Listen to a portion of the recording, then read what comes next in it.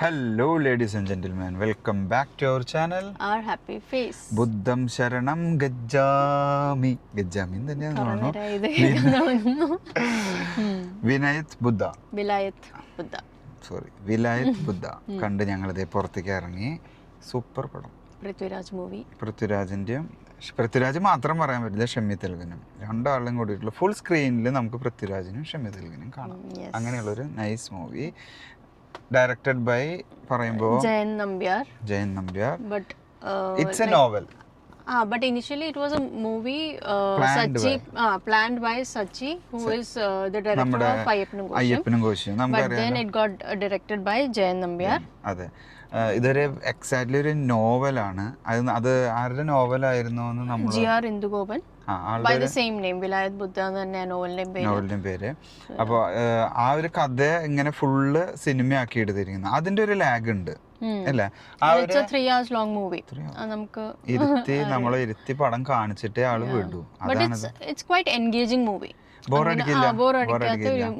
പക്ഷെ ഭയങ്കര ലെങ്ത് ആണ് പടം കേട്ടോ. കാരണം അതൊരു നോവല് നേരെ മൂവി ആക്കുമ്പോൾ അതിൻ്റെതായ കാര്യങ്ങൾ ഉണ്ടാവും.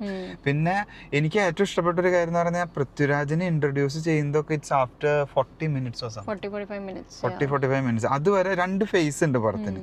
രണ്ട് റേഞ്ച് പടം. ആദ്യം ഒരു കഥ സ്റ്റാർട്ട് ചെയ്യുന്നു, ആ ഒരു കഥ ഒരു പകുതി വരെ എത്തുമ്പോൾ അത് അവിടെ നിർത്തി പിന്നെ അടുത്ത കഥ തുടങ്ങുന്നു.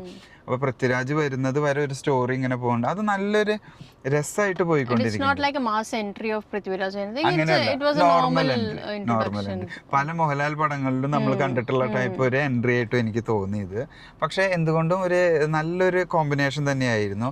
ഷമ്മി തിലകനും അതേപോലെ തിലകന്റെ മോൻ ഷമ്മി തിലകന്റെ ആക്ടിങ് സൂപ്പർബ്. ലൈക്ക് ഓരോ scene another scene he just acted it so well. Like natural. അതായത് ആൾ അഭിനയിക്കുകയാണെന്ന് തോന്നുന്നില്ല. In some cases പൃഥ്വിരാജ് ഒന്നും ഇല്ലാന്ന് തോന്നും.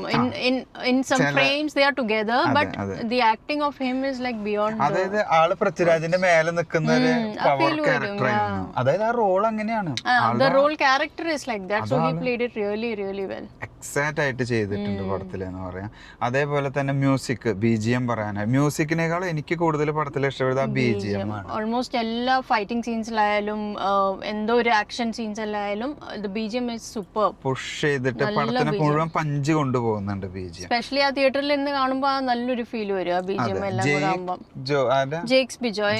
നമുക്ക് I think Jakes Bijoy almost all the movies ഇപ്പം വരുന്ന മൂവീസിലെല്ലാം ജെയ്ക്സ് ബിജോയുടെ ഒരു വൈബ് അറിയാം നമുക്ക്. ആ മ്യൂസിക്കിന്റെ ഒരു ട്രൈബൽ അങ്ങനത്തെ ഒരു വൈബ്, ട്രഡീഷണൽ ട്രൈബൽ അങ്ങനത്തെ ഒരു സ്റ്റൈൽ മ്യൂസിക് BGM മോസ്റ്റ്ലി. നമ്മുടെ അയ്യപ്പനും കോശിയിലുള്ള അതേ മ്യൂസിക് പോലെ തോന്നും. അതിലും സെയിം കാറ്റഗറി, സെയിം ജേണറോ ആ ഒരു ടൈപ്പിൽ തന്നെയാണ് ഇപ്പൊ ഈ ഒരു ആദിവാസികളുടെ ഒരു ടൈപ്പുള്ള മ്യൂസിക് ഉണ്ടല്ലോ. അങ്ങനെയുള്ള ആക്ഷൻ, ത്രില്ലർ, ഇമോഷണൽ സീൻസും ഉണ്ട് അതെ. അതിനൊക്കെ പറ്റിയ രീതിയിലുള്ള BGM പോകുന്നത്. അത് പവർ വരുന്ന സീനുകളുണ്ട് കേട്ടോ. പൃഥ്വിരാജിനെ നമുക്ക് കണ്ട ഒരു കേരളാണ്ട് പൊളിക്കണ ആ ഒരു സാധനമൊക്കെ തോന്നുന്ന കാർ സ്റ്റണ്ട് മെയിൻ ആയിട്ടുണ്ട്. ബട്ട് ഞാൻ വീണ്ടും ഒരു കാര്യം പറയാം, ഇതല്ല പുഷ്പ മൂവി അല്ല കേട്ടോ. നമ്മൾക്ക് ട്രെയിലർ കാണുമ്പോൾ ചിലപ്പോൾ തോന്നുന്നത് പുഷ്പ മൂവിയാണോ. പുഷ്പ അല്ല പടം. സംതിങ് സിമിലാരിറ്റി ഉണ്ടോ? No, I don't feel it's there is some similarity with Pushpa. But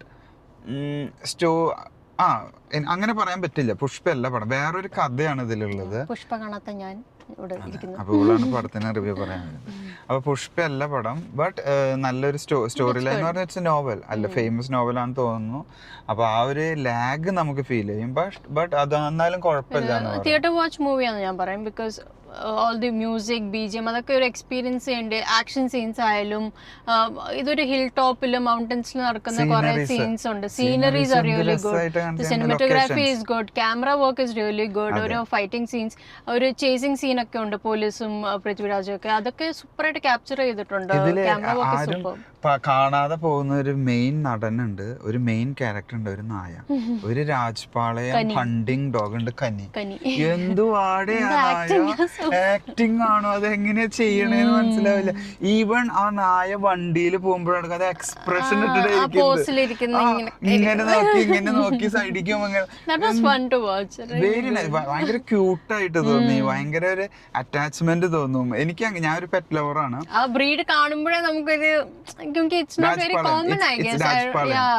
So അത് കാണുമ്പോൾ തന്നെ നമുക്കൊരു നെല്ലിച്ചിട്ടുള്ള ഹണ്ടിങ് ഡോഗ് ആണ്. അപ്പൊ അതിനിങ്ങനെ കാണുമ്പോൾ നല്ല രസമായിരുന്നു. പിന്നെ പൃഥ്വിരാജിന്റെ ഒക്കെ ഓരോ പവർ സീനുകളുണ്ട്. അവന്റെ ഓരോ ക്യാരക്ടർ ഫുള്ള് തിയേറ്റർ നമ്മുടെ സ്ക്രീൻ നിറച്ച് പൃഥ്വിരാജിന്റെ ആ ഫേസ് ഇങ്ങനെ വന്ന് നിന്നോണ്ടിരിക്കുമ്പോ നമുക്ക് കാണികൾക്ക് especially if you are Prithviraj fan it's A wonderful will go crazy like because the scenes the fighting scenes and all are superb. നല്ല രസമായിട്ട് ചെയ്തിട്ടുണ്ട്. പിന്നെ നായിക അവരും നല്ല രീതിയിൽ അഭിനയിച്ചിട്ടുണ്ടെന്ന് പറയാം. പ്രേംവദ കൃഷ്ണൻ നല്ല ക്യാരക്ടർ ഫുള്ള് ഇൻവോൾവ് ആയിട്ട് തന്നെ പോയിട്ടുണ്ട്. അത് എനിക്ക് നല്ല ഇഷ്ടപ്പെട്ടു. പിന്നെ സ്റ്റോറിയില് chemistry between Prithviraj and Premvada was really good. The character they played, ഒരു love story ഉണ്ട്. So it was really good. പിന്നെ നമ്മൾ ആരും വിചാരിക്കാത്തതും പ്രതീക്ഷിക്കാത്തതുമായിട്ടുള്ള ഒരു ട്വിസ്റ്റ് തന്നെയാണ് മൂവിയിലുള്ളത്. അത് നമ്മൾ പറയുന്നില്ല. ബട്ട് അത് നിങ്ങൾ ആരും ഒരാൾക്കും വിശ്വസിക്കാൻ പറ്റില്ല. ഈവൻ അവസാനത്തെ ഒരു 10 മിനിറ്റ് വരെയും ആ പടത്തിൽ നമ്മൾ വേറൊരു സ്റ്റോറിയാണ് നമ്മളുടെ ഉള്ളിലേക്ക് എത്തിക്കുക. അതല്ല അതിന്റെ ഔട്ട്കം വരുത്തുക. അത് ശരിക്കും ഒരു പടത്തില് ഹാൻഡിൽ ചെയ്ത് പോയിട്ടുണ്ടെന്ന് തന്നെ പറയണം. പിന്നെ നമുക്ക് ഈ മറയൂർ എന്ന് പറഞ്ഞിട്ടുള്ള ഒരു മലമേഖലയില് മൗണ്ടൻ ഏരിയയിൽ നമ്മൾ കുറച്ചു നേരം അവിടെ ഒരു ടൂർ പോയി വന്ന പോലെ സീനിക് ബ്യൂട്ടി തന്നെ മതി ആ ഒരു ക്യാമറ ക്യാപ്ചർ ചെയ്യാം. അത് നല്ലൊരു location actually for that particular movie. അതെ, മൗണ്ടൻസിന്റെ ആ ഫോറസ്റ്റിന്റെ ഉള്ളിലത്തെ സീനുകളും നമ്മൾ ആ ഒരു ഭാഗത്ത് മുഴുവൻ ശരിക്കും നമ്മൾ ഒന്ന് കറങ്ങി അടിച്ച് വന്നൊരു ഫീൽ ഉണ്ട്. പിന്നെ നമ്മളൊന്നുമല്ല, എനിക്ക് ഫീൽ ചെയ്ത് നമ്മൾ പൃഥ്വിരാജിന്റെ ഒപ്പം അവിടെയൊക്കെ ഒന്ന് പോയി കണ്ടു വന്നു. അപ്പൊ ആളുടെ ഒരു ക്യാരക്ടർ ടോക്കും അതിന്റെ ഉള്ളിൽ കാണുന്ന കാഴ്ചകളൊക്കെ ആയിട്ട് all together must theatre watch movie എന്ന് പറയാം. ആ ഒരു ക്യാരക്ടറിലേക്ക് ഇടാം. മ്യൂസിക് എന്ന് പറഞ്ഞാലും അത് നമുക്ക് ഇഷ്ടപ്പെടും എല്ലാവർക്കും. രണ്ടാളെ നമുക്ക് ഈ പടത്തിൽ നിന്ന് ആരും ഒഴിച്ചു നിർത്താൻ പറ്റില്ല. ഒന്ന് പൃഥ്വിരാജും പിന്നെ 2 ഷമീറും. പിന്നെ എനിക്ക് ഇഷ്ടപ്പെട്ടത് നായക്കുട്ടി അല്ല, അത് വലിയൊരു നായയാണ്. അതിനും കൂടിയിട്ട് വെച്ച് നോക്കുമ്പോൾ ഉണ്ടല്ലോ പടം ഒരു തിയേറ്റർ മസ്റ്റ് വാച്ച് എന്ന് പറയും അല്ലെ. നമ്മള് കണ്ട ബോറടിക്കില്ല. ഇത്ര ലെങ്ത് പടമാണെന്ന് നമുക്ക് ഫീൽ ചെയ്യില്ല. Honestly, I was feeling sleepy. ഞാൻ തിയേറ്ററിൽ കയറിയപ്പം I was feeling sleepy. But as the story started, honestly, I really enjoyed it. നമ്മളെ എൻഗേജ് ചെയ്ത് വെക്കും ആ സ്റ്റോറി ഡെഫിനറ്റ്ലി. അപ്പൊ അതൊരു എല്ലാവർക്കും ഇൻട്രസ്റ്റിംഗ് ഒരു സ്റ്റോറി ആയിട്ട് തോന്നും നമുക്ക്. ഇത് വരും. പിന്നെ ആദ്യം തുടങ്ങുമ്പോ നമുക്കൊരു ഒരു ചള്ളി ഒരു സീനുണ്ട്, നമുക്ക് അറപ്പ് തോന്നുന്ന ഒരു സീനുണ്ട്. അതൊക്കെ ശരിക്ക് എടോ ക്ഷമിച്ചേട്ടോ നിങ്ങൾ എന്തി കാണിക്കണ്ട. അത് കണ്ടിട്ട് എനിക്ക് അറപ്പ് തോന്നി തുടങ്ങി. നമുക്ക് എന്താണ് ഇത്, നിർത്ത്, ഈ സീൻ മതിന്ന് തോന്നും.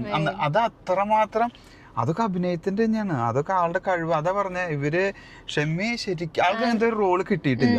കുറച്ച് സീൻസിൽ പിന്നെ തിലകന്റെ ഒരു കട്ട് വരുന്നുണ്ട്. സൗണ്ട് ആയാലും ആ ഒരു ആക്ടിങ് ആയാലും കുറെ മാച്ച് ആവുന്നുണ്ടായിരുന്നു. അങ്ങനെ ഇനി നമ്മൾ ഈ ഇതിനെ കുറിച്ച് തന്നെ അങ്ങനെ പറഞ്ഞുകൊണ്ട് കാര്യം നിങ്ങൾ എല്ലാവരും തിയേറ്ററിൽ പോയി കാണുക. നിങ്ങൾ കാണേണ്ട ഒരു മൂവിയാണ്. നമ്മൾ OTT വേണ്ടി വെയിറ്റ് ചെയ്യരുത് എന്ന് ഞാൻ പറയും. കാരണം ഇത് അത്ര എഫേർട്ട് എടുത്തിട്ടോ അല്ലെങ്കിൽ അത്ര ഒരു രീതിയിൽ വന്നിട്ടുള്ള ഒരു പടമാണ്, നോവലാണ്. നമ്മൾ മൈൻഡിൽ എപ്പോഴും ഉണ്ടാവണം. അതുകൊണ്ട് ഒരു ലാഗ് ഫീൽ ചെയ്യും. ലാഗ് അല്ല, ലെങ്ത് ഫീൽ ചെയ്യും. പടം സ്ട്രെച്ച് ഉണ്ട്. പടം കുറച്ചും കൂടി കട്ട് ചെയ്തൊരു മൂവി ബേസിലേക്ക് ആക്കാമായിരുന്നു. എന്നാൽ പക്ഷെ അതിന്റെ ക്വാളിറ്റി പോകുന്നു വിചാരിച്ചിട്ടാവും. But all together it's a nice movie, ഒരു നൈസ് ഫീസ്റ്റ് എന്നൊക്കെ പറയാം. സോ ഇനി ഞങ്ങൾ വീഡിയോ വലിച്ചു നീട്ടുന്നില്ല. I think you guys get a good idea from our review. Thanks for watching. See you next time. Bye.